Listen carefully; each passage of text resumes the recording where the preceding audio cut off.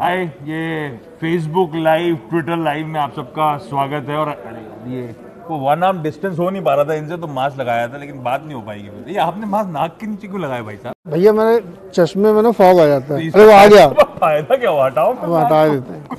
अच्छा, तो हम लोगों ने आज सुबह प्रॉमिस किया था 7-7:30 बजे स्टॉक 2020 में बातचीत निकली ऐसी कि ये रेडिट वाला मामला, ये गेम स्टॉप वाला मामला, ये क्या मामला है, बहुत चर्चा है दुनिया भर में।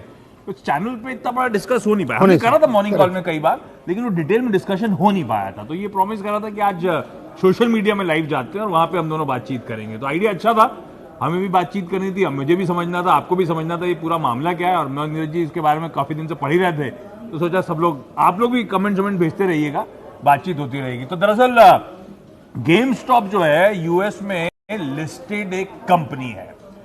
गेम स्टॉप जैसे नाम सजेस्ट करता है, ये ब्रिक एंड मोर्टार वाली बिजनेसेस हैं। वो दुकान, मॉल्स वॉल्स में जो दुकानें ओन करती है, वीडियो गेम टाइप का। वाह, तो ये जो अपन प्ले स्टेशन वगैरह खेलते हैं ना, ये सब ये बेचने का काम करते हैं। उससे जुड़े जो कैसेट्स और ये सब जो होते हैं, गेम स्टॉप वो सब बेचने का काम करती है। अच्छा, इस पैंडेमिक से पहले ही, मैं पहले बैकग्राउंड देता हूँ गेम स्टॉप का, उसके बाद हुआ क्या उस पर चर्चा करते हैं। इस पैंडेमिक से पहले ही गेम स्टॉप का धंधा ठंडा पड़ रहा था, ब्रिक एंड मोर्टार ठंडा पड़ रहा था, क्योंकि अमेजॉन जैसे प्लेयर्स जो हैं ऑनलाइन खूब बेच रहे थे, तो लोग वैसे ही थोड़े से बेरिश थे। और पैंडेमिक के बाद हुआ क्या कि मॉल्स वॉल सब बंद, फुटफॉल खत्म, तो बेरिशनेस बढ़ रही थी। गेम स्टॉप कह रहा था 5000 स्टोर्स हैं, कई सारे स्टोर्स हमें बंद करने पड़ेंगे, इस तरह का मूड माहौल था। तो अब जब खुल गया तो लोग पहुंच गए खेलने के लिए। नहीं, अभी यहाँ पे आए नहीं, बहुत जल्दी ये यहाँ तक पहुंच गए। इस बीच बहुत कुछ हुआ, तो सिलसिलेवार तरीके से समझाने की कोशिश करता हूँ। गेम स्टॉप लाइमलाइट में आया अगस्त में 2020 में। मेरे ख्याल से एक पेट फूड वाली कंपनी है, उनके मालिक, वन ऑफ द को फाउंडर्स, उन्होंने गेम स्टॉप में डिक्लेयर करा कि मैं स्टेक ले रहा हूँ। स्टेक लिया मैंने, और जब उन्होंने डिक्लेयर करा तब ये सुगबुगाहट शुरू हुई कि गेम स्टॉप मेरे ख्याल से ऑनलाइन की तरफ फोरे करना चाहती है ब्रिक एंड मोर्टार से। और गेम स्टॉप ने क्या करा, उस कंपनी के 3 फाउंडर्स को डायरेक्टर बना दिया अपने बोर्ड में। तो लोगों की होप जागी और चर्चा शुरू हुई। आगे की कहानी क्या है? इसके आगे की कहानी ये हुई कि जब ये चलने लगा तो बहुत सारे इन्वेस्टर ग्रुप ने इस पे अपने व्यू रखने शुरू किए और ये माना कि अनलॉकिंग हो रही है, इसका बिजनेस चलेगा और तेजी से बढ़ना शुरू होगा। अच्छा, अब उसमें एक बड़ी इंटरेस्टिंग चीज ये है कि बहुत सारे रिटेल इन्वेस्टर, छोटे इन्वेस्टर्स के बीच में ये डिस्कशन होने लगा। पहले शुरुआत में बहुत चर्चाएं होती थी कि अरे एक, अब गेमिंग की पूरी दुनिया में आपने नाम कितने बड़े बड़े सुने होंगे, तो ये उनको लगा कि ये गेमिंग का बिजनेस है। तो इस पे पहले चर्चा शुरू हुई और तरह तरह की इसमें प्रोजेक्शंस दिए गए कि अब अनलॉक हो रहा है, बिजनेस बढ़ेगा, रुपया बढ़ेगा। उसके लिए कई सोशल मीडिया के प्लेटफॉर्म यूज होते थे। अच्छा, ये गेम स्टॉप दरअसल वो कंपनी थी, साल की शुरुआत में यूएस में सबसे तगड़े शॉर्ट्स किसी कंपनी में बने हुए थे, तो वो गेम स्टॉप में थे। और कहा जाता है दुनिया के लार्जर जो हेज फंड्स हैं सब शॉर्ट थे इस कंपनी में। शॉर्ट इसलिए थे कि गेम स्टॉप का धंधा वैसे ही पैंडेमिक से पहले ठंडा पड़ रहा था, और पैंडेमिक के बाद तो तस्वीर सब जानते थे ब्रिक एंड मोर्टार की क्या थी, तो सबसे ज्यादा शॉर्ट्स इसमें बने हुए थे।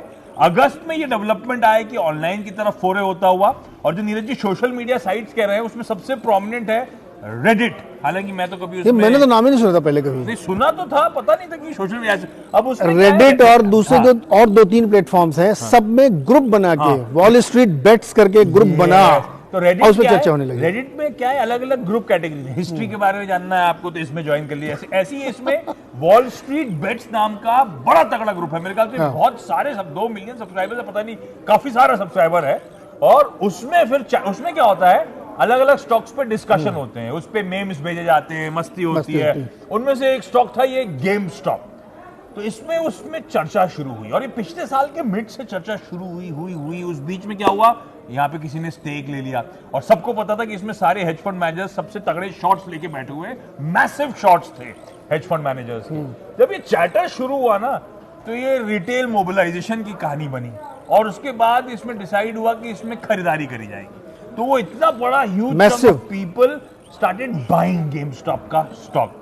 अब उससे क्या हुआ, एक तो वैसी इक्विटी छोटी थी गेम स्टॉप की, उसमें बहुत मैसिवली लोग शॉर्ट्स थे, कॉल्स वगैरह शॉर्ट्स करके बैठे हुए थे, और ऊपर से क्या हुआ, रिटेल की बाइंग शुरू हुई। तो जो शॉर्ट्स सबके सब स्क्वीज होना शुरू हुए, हेज फंड मैनेजर्स तो वो कवर करने आना शुरू हुए, रिटेल खरीदे चले जा रहा था, स्टॉक फ्लोट में ज्यादा है नहीं, तो तवज्जो और स्टॉक में तेजी और बढ़ती चली गई।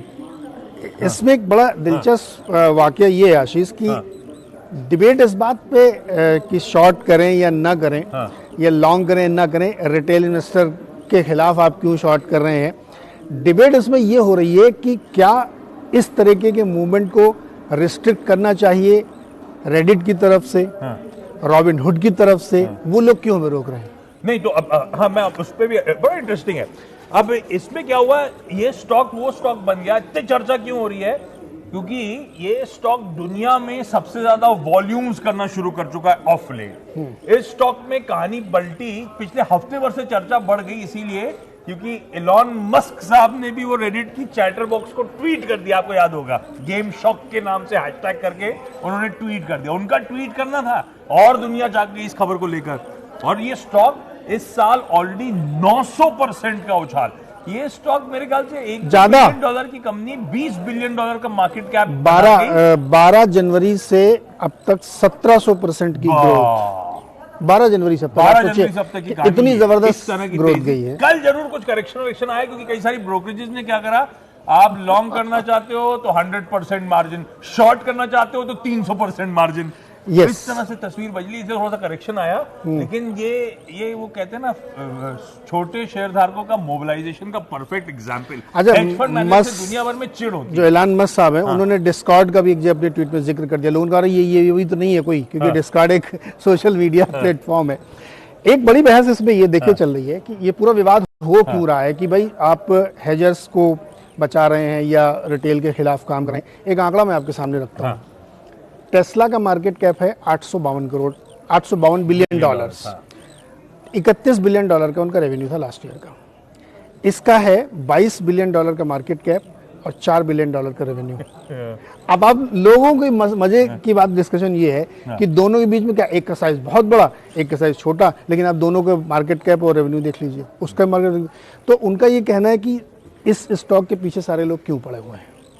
नहीं पड़े क्या, वो तो खैर वो हो गया, मैसिव शॉर्ट्स थे, रिटेल ने अपना अब इसमें हुआ क्या, जितने प्रोज जिसको कहते हैं ना बाजार में, वो सब शॉर्ट थे और रिटेल वो थे जो लॉन्ग हुए, और इसीलिए वो सारे प्रोज, और ये वो कहते हैं फाइनेंशियल रेबिलियन, इस तरह का नाम दिया जा रहा है यूएस में, क्योंकि हेज फंड मैनेजर्स आमतौर पे शॉर्ट करते थे, रिटेल का पैसा तोड़ते थे। इस बार रिटेल ने तोड़ दिया, रिटेल ने बुरी तरह से तोड़ दिया। मैं एक ऐसी परसों पढ़ रहा था कि $5 बिलियन के आसपास 2-3 फंड से मिलकर लॉस कर दिए, क्योंकि उन्हें कवर करनी पड़ गई अपनी पोजीशन। तो इसीलिए हिस्ट्री क्रिएट हो गई कि किस तरह का फाइनेंशियल रेबिलियन रिटेल की तरफ से आया और कैसे वो शॉर्ट फंड मैनेजर्स को हमने स्क्वीज कर दिया। अच्छा, इसका इम्पैक्ट दूसरे जगहों पड़ा। जिन हेजर्स के 5 बिलियन टूटे, उन्होंने बाहर दूसरी जगह अपने पोजीशन काटी, तो उसका इम्पैक्ट वहां भी पड़ा, क्योंकि आपने वहां पोजीशन स्क्वायर ऑफ करी, क्योंकि यहां आपको लॉस कवर करना था। और जितना आप शॉर्ट स्क्वीज करेंगे उतना और ये ऊपर ले जाएंगे। तो कल जब इसमें दिक्कत क्या हो रहा है, झगड़ा ये हो रहा है कि रॉबिनहुड ने क्यों थोड़ा रिस्ट्रिक्शन लगाया। रॉबिनहुड क्या है? रॉबिनहुड ऐप, जिसके जैसे अपने आप नाम ले रहा हूँ, उसको कोई लेने देना नहीं, जैसे अपने आप जिरोधा है, वैसे रॉबिनहुड नाम ले रहे हैं। तो उस पे भाई आप मेरी पोजीशन लेने से मुझे क्यों रोक रहे हैं? या जो रेडिट है वो हम लोगों को उस रिस्ट्रिक्शन क्यों लगा रहा है कि आप लोग इस पर चर्चा नहीं कर सकते, 50% गिरा। मजे की बात ये कि आफ्टर मार्केट वो रिस्ट्रिक्शंस कम किए गए तो फिर ऊपर गया। अब ये जो दोनों तरह से चल रही ना खेल, ये इंटरेस्टिंग है। कब खत्म होगी, एनीबॉडी खत्म होगी। और गेम स्टॉप ऐसा स्टॉक हो गया कि बाइडेन साहब के एडमिनिस्ट्रेशन के ऑफिशियल्स, यूएस एसईसी, जैसे हमारे यहाँ सेबी है वैसे यूएस एसईसी वहां पर है, उन तक के बयान आ रहे हैं अलग अलग तरीके से, सब इस चैलेंज मॉनिटरिंग चल रही है। हाँ सब।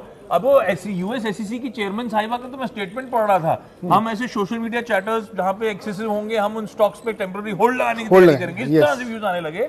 तो लोग सवाल उठा रहे हैं, एक बार जब रिटेल का पैसा बना तब आपको दिक्कत हो रही है, गई दुनिया, और हेज फंड मैनेजर माल तोड़ते रहते थे, तो आपको कोई प्रॉब्लम नहीं, तब कोई बात नहीं। और अभी जो एसईसी के बाइडेन साहब के जो हेड बनने वाले हैं ना, उसमें वो तो बहुत सख्त है इस मामले में। अच्छा, तो आगे जाते हुए इसमें क्या टर्न लेगा मुझे नहीं पता, लेकिन ये जो एक डिबेट अब शुरू हुई है कि भाई क्यों आप इतना रिस्ट्रिक्शन लगा रहे हैं, क्यों आप रोक रहे हैं।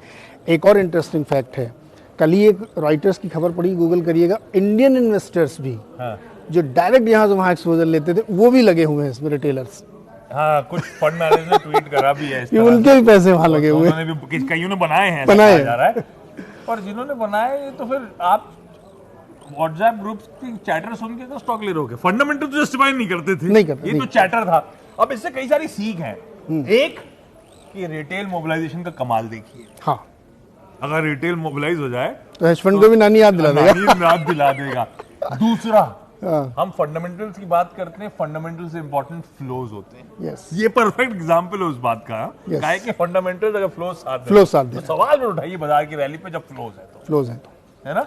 और आप सोशल मीडिया की भी पावर देखिए कि सोशल मीडिया की पावर, उस जहाँ पे ये डिस्कशन हो रहा था रेडिट में, डिस्कवर्ड में, उसकी डिस्कार्ड की में, उसमें कितना पावर की देखिए, लोग एकजुट हो गए और उसमें अब गैंग बन गए हैं, दो, एक रिटेल गैंग है और एक इधर इंस्टीट्यूशनल गैंग है, दोनों के बीच में युद्ध चल रहा है।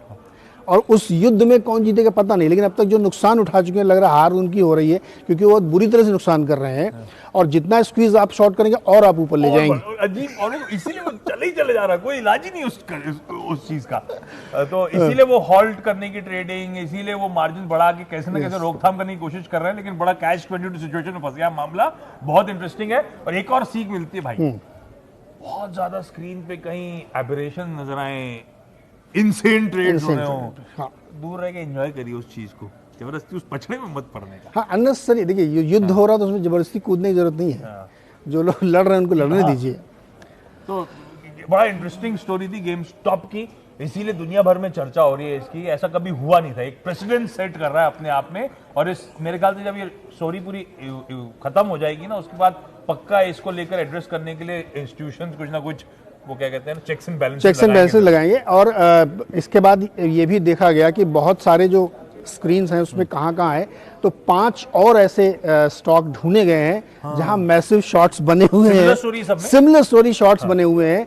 अभी वहां पे ये पूरा पलटना वाला खेल नहीं शुरू हुआ है, लेकिन लोगों ने आइडेंटिफाई कर लिया कि अच्छा यहाँ भी मैसिव शॉट है, तो वहाँ पे ऐसा हो सकता है। लेकिन शायद अब चूंकि SEC बहुत एक्टिव हो गया है, नज़र बनाए हुए, तो वहाँ ना हो। लेकिन आप अभी गूगल करिए तो आपको ये सब स्टोरीज मिलेंगी। 5 और ऐसी कंपनियां जहां पे हेज फंड्स ने मैसिव शॉट्स बनाए हैं, तो वहां पे भी ये खेल पलटने की तैयारी है।